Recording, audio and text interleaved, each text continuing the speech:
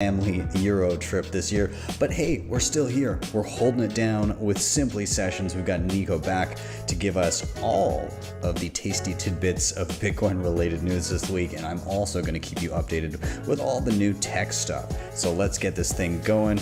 I am Ben with the BTC Sessions. This is your Simply Session.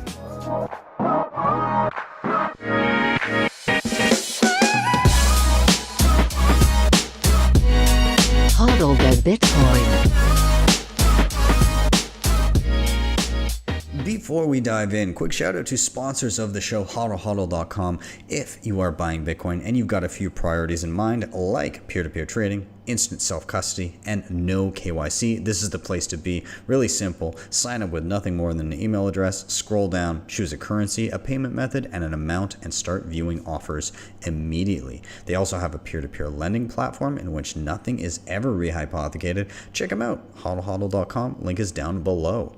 Up next, if you are stacking non-KYC sats, you're going to want to get it in some of the most robust and best hardware on the market, and I love what CoinKite is doing. The Cold Card Mark IV is my go-to hardware wallet of choice. They have a ton of other great stuff that I also use, things like the Tap Signer, the Sats Card, the Block Clock, the Open Dime, and coming really soon. I can't wait for the Cold Card Q1. That's dropping later this year. If you want to reserve one or you want to pick up anything else I mentioned, head to coinkite.com and use code BTC Sessions for 5% off everything in the store.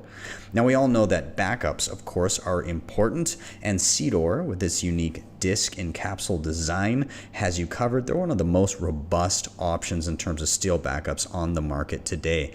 They're resilient against fire damage, water damage, corrosion, basically protecting the keys to your money from the elements. They have tamper-proof stickers, and it's just compact and mobile, so it's easy to hide and transport. I recommend checking out their starter set that gives you everything you need to get going, as well as gives you an extra capsule to create a second seed phrase. You can pick up more capsules and discs at your discretion. Links are down below, and don't forget to use code BTC Sessions also for 5% off. Now, if you're looking to dive into multisig beyond just regular single sig for your security, check out Nunchuk.io and their assisted multisig Honey Badger program. Effectively, you set it up on your mobile device easily. They hold your hand the whole way through. You can use things like the Tap Signer, the Cold Card, and a ton of other hardware options.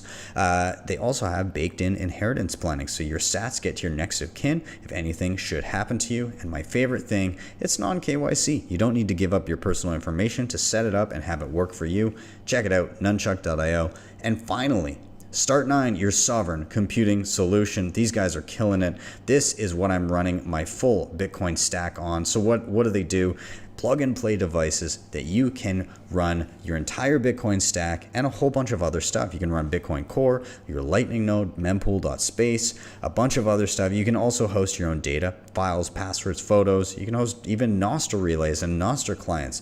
Either way, they're killing it. They have entry level all the way up to what I'm running, a beast of a machine, the Start OS Server Pure, and I love the thing. So be sure to check them out, start9.com. And with that, let's dive into the news. Oh, welcome to another Simply Sessions. We're going to hold it down while Ben's in Italy. So we have a lot to talk about. We have a lot to break down. Speaking of Italy, speaking of Europe, let's check this out. This is a press release from our favorite fiat conference or Contillionaire conference, the World Economic Forum. And they say a lot of the quiet parts out loud, which, you know, is just, it's kind of funny. It's poetic in a way. Anyways, the name of the article is EU Unveils Plans for Digital Euro, Promising Complete Privacy, right? So they want to let you know the digital euro, we're gonna promise you privacy.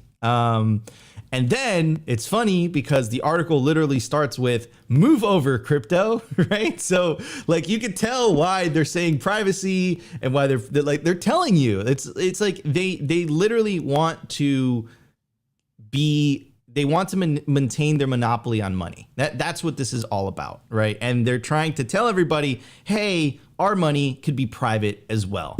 Now, I think the problem that they're gonna have, honestly, fundamentally, is whether it's a digital euro or CBDC anywhere around the world, it doesn't solve the fundamental problem of inflation or debasement, right?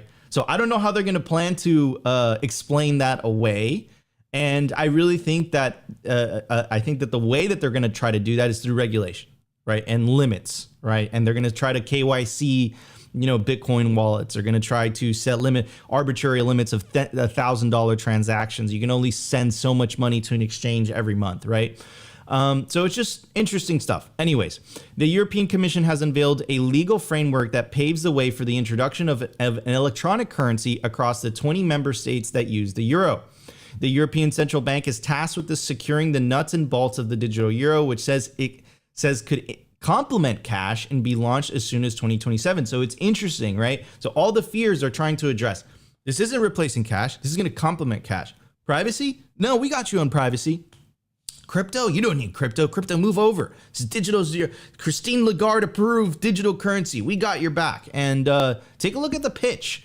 With the digital euro, people will be able to pay in public money. Uniquely, they will be able to pay both online and offline. So I love how they say public money, and then they infer, of course, we've heard them say this, that Bitcoin is some kind of private money. Well, think about that for a second, right? Do you know what's happening behind the scenes at your central bank? Do you know how much money they're printing? Right? You can verify publicly, if you're running your own node, what the current supply of Bitcoin is. You see every single transaction that's happening on the blockchain, right? Or the time chain. So again, more projection. The digital currency would be stored in a digital wallet, could be used for online and offline payments, meaning they could be made from device to device without an internet connection, such as from a remote area or an underground car park. It would be safe and secure, instant and convenient, online, offline, offering more consumer choice alongside with private digital payment options such as cards and apps, right? So this tells me a couple things. They're freaking the fuck out. If they weren't freaking the F out, then they wouldn't mention things like privacy. They wouldn't mention things like public money. They wouldn't mention things like literally move over crypto. Like it's just absolutely hilarious. But this tells me that we are winning and we got to keep on the pressure. Anyways, on the politics front, and when I talk about politics, I don't mean left versus right or red versus blue. That is the divide and conquer strategy of the central bankers and government. I mean the party of orange. This is a party of Bitcoin, peace, prosperity, and Bitcoin versus the party of green, which is the party of nihilism, central bank digital currencies, and fiat, also known as state money. Ron DeSantis includes protect Bitcoin as a key tenet in his Declaration of Economic Independence. Right. So, of course, we know that Ron DeSantis is running for president. He's currently in second place for the Republican presidential candidacy. And there is literally a part of the mandate number 8 is literally called rein in the Federal Reserve. And above protect Bitcoin, it says block central bank digital currency. And underneath that, it says, doesn't say protect crypto. It literally says protect Bitcoin. So it's just interesting, right? Rein in the Federal Reserve, and in there it's protect Bitcoin, right? Could have never have imagined this, that there's a non-zero chance that this guy could be elected for president in 2024. So it's absolutely crazy. And mind you, this isn't just happening on the Republican side. This is also happening on the Democratic side as well. In second place for the Democratic presidential candidacy, we have RFK Jr., and he vows to back the dollar with Bitcoin and accept Bitcoin from taxes. And, he made that major announcement at the Bitcoin conference in Miami, Bitcoin 2023, which is why I suspect you have Ron DeSantis literally saying he will protect Bitcoin. It's just very, very interesting. This is very, very exciting. And I know the same thing is something very similar is happening in Canada with Poilievre. And he's also a fan of Bitcoin, and he's also not a fan of CBDCs. Anyways, in other news, kind of disappointing, to be honest. This is coming out of it's a bipartisan amendment between Elizabeth Warren, who's anti-Bitcoin senator, and Senator Cynthia Lummis. I do not like it. If you actually take a look at the announcement, it is very vague. It's very all-encompassing. and it's kind of scary in a way. So I'll get to the announcement in a second, but first, let's give a little bit of context by reading this CoinDesk article. It says U.S. Senate passes $886 billion military spending bill with crypto AML provision. The U.S. Senate on Thursday evening passed the 2024 National Defense Authorization Act, which included a provision that tightens oversight over financial institutions engaged in crypto trading and takes aim at crypto mixers and quotes anonymity enhancing crypto assets. The amendment was brought forward by a bipartisan group of U.S. senators, comprised of Kristen Gillibrand, Senator Cynthia Lummis, Senator Elizabeth Warren, Senator Roger Marshall, who said in a press release that the move represented, quote, one of the most substantial congressional actions to date regarding crypto assets. Now, what is part of this act? Well, it is called the Digital Asset Anti-Money Laundering Act, and it would include extend Bank Secrecy Act responsibilities, including know your customer requirements, check this out, to digital asset wallet providers, miners, validators, and other network participants that may act to validate, secure, or facilitate digital asset transactions. That is nuts. So to digital asset wallet providers, so does that mean KYC your wallet? Miners, what does that mean? Validators, that includes nodes, so nodes have to run KYC. Like, this is nuts, and this is why I'm so surprised. So surprised that Senator Cynthia Lummis signed up to this. Now, if you kind of read up here, it's talking about rogue nations. And it's talking about like Iran, Russia, North Korea have used digital assets to launder stolen funds, evade American and international sanctions, and fund illegal weapons programs. Nearly half of North Korea's missile program, for example, is estimated to be funded by cybercrime and digital assets. In 2022, illicit digital assets totaled at least 20 billion, an all-time high. Now, here's the thing. They also use North Korea as the excuse to also sanction open source software. I'm talking about Tornado Cash. So kind of see where this is going. And then it goes on to say, address a major gap with respect to unhosted wallets, which allow individuals to bypass AML and sanctions checks by directing FinCEN to finalize and implement by December 2020 proposed rule, which would require banks and money service businesses to verify customer and counterparty identities, keep records, and file reports in relation to certain digital asset transactions involving unhosted wallets or wallets hosted in a non-BSA compliant jurisdictions, right? So they're trying to make it seem as if taking self-custody of your Bitcoin is somehow abnormal, and they're using the words unhosted in order to do that. And other very, very big news, we have the Chad Saylor, and he is buying even more Bitcoin. The name of the article, the headline is buying $750 million of the Bitcoin. MicroStrategy prepares for stock sale. Goes on to say MicroStrategy Incorporated, one of the most predominant corporate Bitcoin holders globally, has announced plans to sell up to $750 million of its Class A common stock. The company signaled that the proceeds could potentially fund further Bitcoin purchases. The business intelligence firm filed with the SEC on August 1st, laying out its intent to sell shares of its Class A common stock, offering prospectus supplements of up to $750 million US. This move in partnership with Cohen and Company, Canaccord, a bunch of financial firms, might signal another bold stride into the Bitcoin realm. So Michael Saylor is doubling and tripling down, and it's kind of reminiscent from how my experience was in Bitcoin for the first couple of years, and a lot of people, right? Which is like, you kind of figure out how to stack as much Bitcoin as humanly possible. The difference is that Michael Saylor has this massive public company behind him that he can kind of use as this piggy bank, sell stocks, kind of use it as leverage in order to accumulate more Bitcoin. This is absolutely wild. He currently owns 150,000 Bitcoin. With this is going to be even more Bitcoin.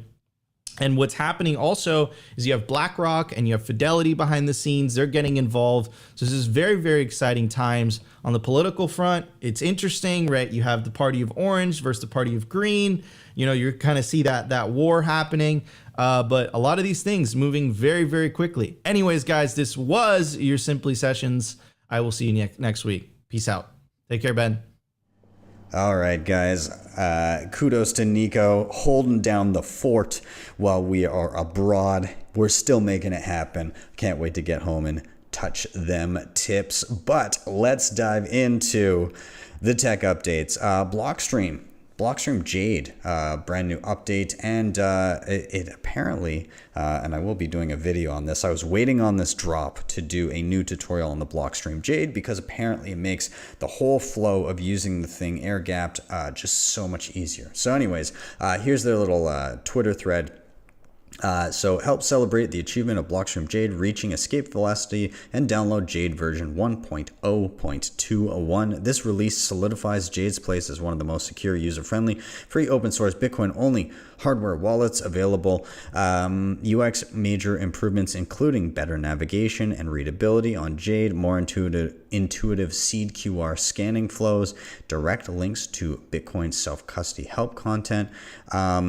And then they said, thanks to the open source movement and the dedication of Bitcoiners, Jade has been through a ton of development since 0.1.201, rounding out its feature set, user experience, and implementing highly requested functionality like QR scanning, air gap support, BIP85 key management, and others. You can learn how to update your Jade's firmware. They do have a little link where they have a walkthrough for that. You can also check out, again, just like the Blockstream Jade, or the Blockstream's YouTube channel. And yeah, they've done mega threads on this, but anyways, I'm excited to try this out. I was looking forward to some of these updates, so kudos to Blockstream and all their updates that they keep pumping out, including Blockstream Green, which I touched on previously this week.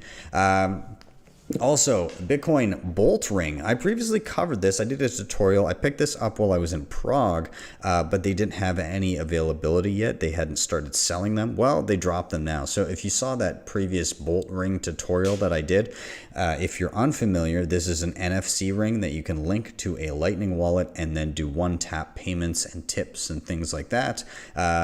It's pretty cool. It's fun to play around with, and it is an excellent talking piece for orange pilling. So check out the Bolt Ring.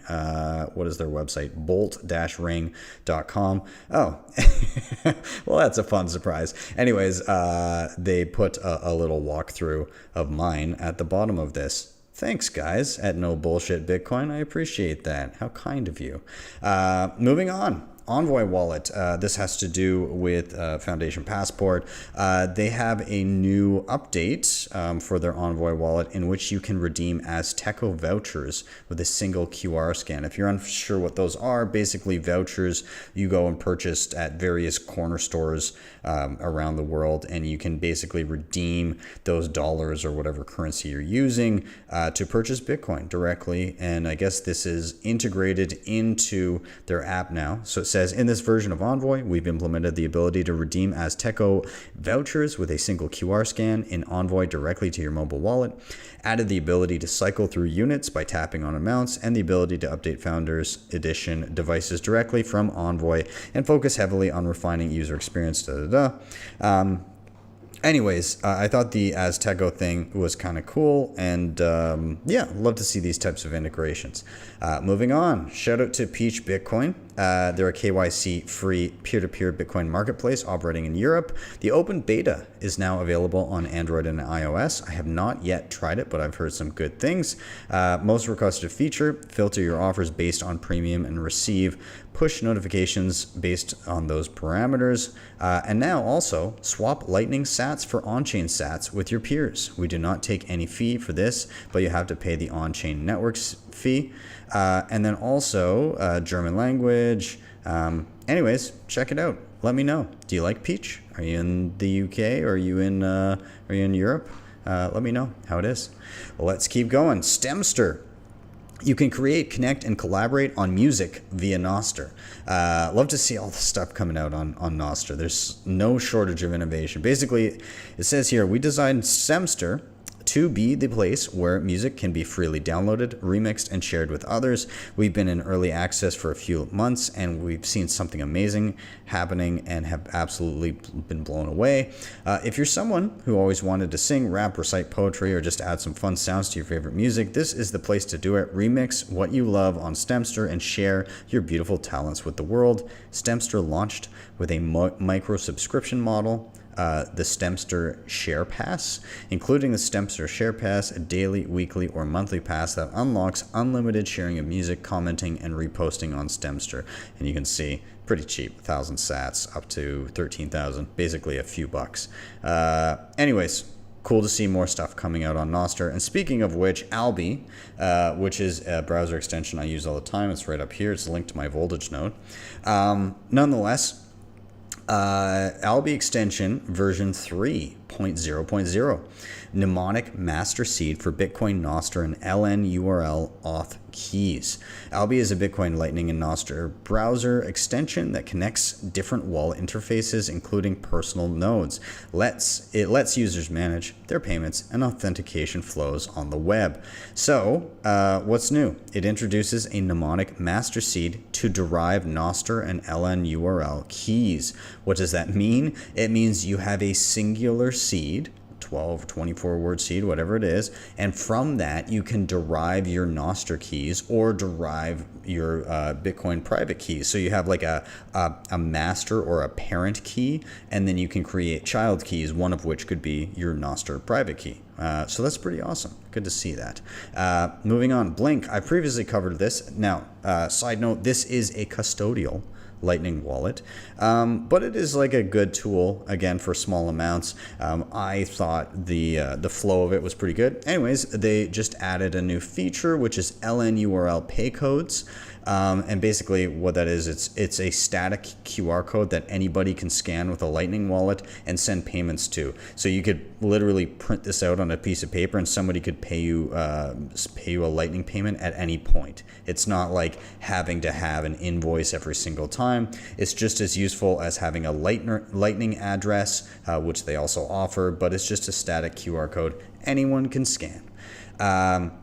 And then I really wanted to give a shout out to TimeChain Calendar version 0.3. Shout out to TC. Basically, I use this thing all the time in my live streams. Of course, I haven't been doing it on the news lately because these are pre-recorded while I'm away. But it gives you all of your Bitcoin information here, everything. Well, they added the last 24 hours of blocks, which is a live visualization of the last 24 hours of block production. Each block is positioned on the ring based on the exact timestamp it was mined. Now you can see the pace of blocks, clusters, and gaps on a rolling 24-hour span. To complement this, there's a running count of the last 24 hours of blocks. 144 is the target 10-minute average over this period. You can now compare the last 24-hour pace with the average block time that's tracking the pace of blocks for the entire difficulty period. Also, the 24-hour ring is interactive. Click on any block in the ring to jump to that block in the interface. It works best on desktop. In the upper left corner, you will now see the Epoch quick link buttons, desktop only for now.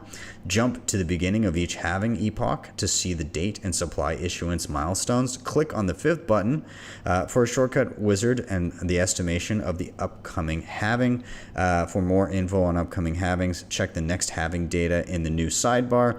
There's just, I can't even cover it all. There's so much. Anyways, timechaincalendar.com. Go there. Just start clicking on things. There is so much cool stuff, and TC keeps on pumping out more.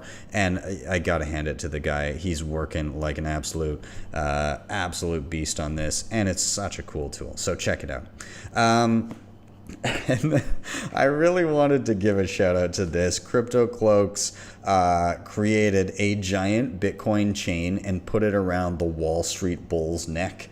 And it was up apparently for quite some time before it got taken down. Again, they put it up at nighttime. It stayed up, still there. How long ago was this? Okay, he put it up at, and I'm off time here, so it's a little bit different. But Anyways, it was up for hours and hours before somebody finally took it down. Anyways, they still have possession of it. Super awesome. Furthermore, they also made one, if I can find it here. Yeah, they also made one for the Defiant Girl on Wall Street as well. So, yeah, awesome. Kudos, Crypto Cloaks. It markets itself. So, love those guys. Love Rick. And then I just wanted to give a shout out to Baltic Honey Badger, which is coming up. Unfortunately, I cannot be there. I'm very sad about it. You know, family takes priority. My daughter is starting at a new school basically on one of the days of the conference, and I want to be there for that. But I will be there next year for sure. Either way, they just started announcing even more. The reason I wanted to bring this up, it's coming up in less than a month now, but they've just got a ton of awesome guests. They just announced my buddy Joe, who was on the show the other day, Joe Hall, and they also announced a fellow Ben Price at the Bitcoin company and founder of OpenSats is going to be there as well, along with a ton of others. Another Ben, hey, Ben Ark, but a ton of awesome people that I would have loved to have spent time with, but unfortunately I can't. Hey, if you're going to be in the area, check it out. It's going to be a good time. Send me pictures. Let me know how it was. Make me jealous so I ensure that I am there next year. But again, shout out to Baltic Honey Badger. It was a blast last time I was there. And other than that, just wanted to, of course, say, guys, thanks for continuing to watch throughout my travels. And shout out to Nico again for holding down the fort. And yeah, that's pretty much all I have for you this week. Thank you guys so much for watching and or listening. If you're listening on the pod afterwards, of course, like, subscribe, share, all those things, they help a ton. You can hit up the previously mentioned sponsors in the show notes down below. And if you really liked what you saw, head over to my website, btcsessions.ca. There's a ton of free information there, but if you need some extra hand holding through any of the tutorials that I've done, just need some help with your basic Bitcoin setup or whatever you need, you can book me for one-on-ones right there on the website. Also, if you really liked what you saw, you can always scroll down a little bit. There's an LN URL where you can scan and send sats if you feel like tipping, or you can click on the thing that'll take you to my geyser page, and there you can actually leave comments as you tip the show, and I love reading them. So thanks for everybody that's been sending sats. Anyways, with that, I am out. Have yourselves a wonderful day or evening. See you guys next time for your Simply session.